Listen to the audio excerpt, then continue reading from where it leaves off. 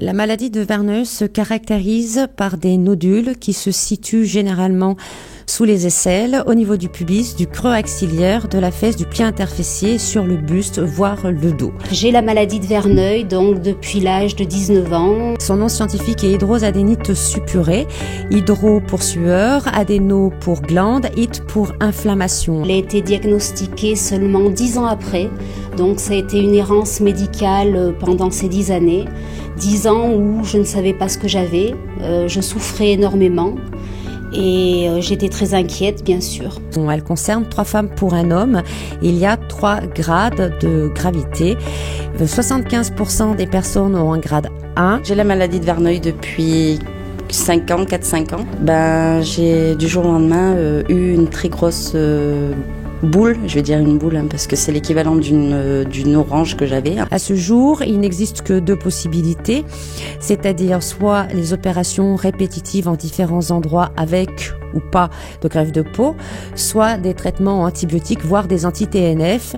Parce que quel employeur voudrait d'une femme qui va être en arrêt maladie parce qu'elle va se faire opérer 2 fois en 3 semaines comme ça m'est arrivé, ou c'est pas possible. Au niveau des administrations, puisque la maladie est méconnue, donc mon premier combat a été d'obtenir un 100% de la sécurité sociale, mais il y a de ça à peu près une vingtaine d'années. Grâce à l'association et aux médecins qui ont bien voulu m'aider, j'ai pu obtenir enfin le 100% concernant ma maladie. J'ai eu de la chance d'avoir une association, un directeur et un président conciliant qui ont fait qu'actuellement je conserve mon travail. Le jour où on a pensé à ce projet, où on s'est dit tiens, il faut qu'on fasse quelque chose pour les malades Verneuil, et Marcel étant à côté, le parapente est venu à notre tête tout de suite.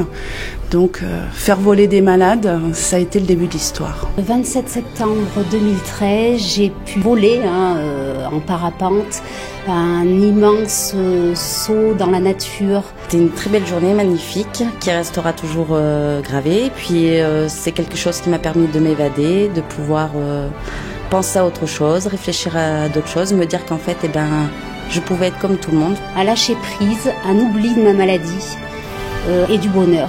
Un sentiment de liberté.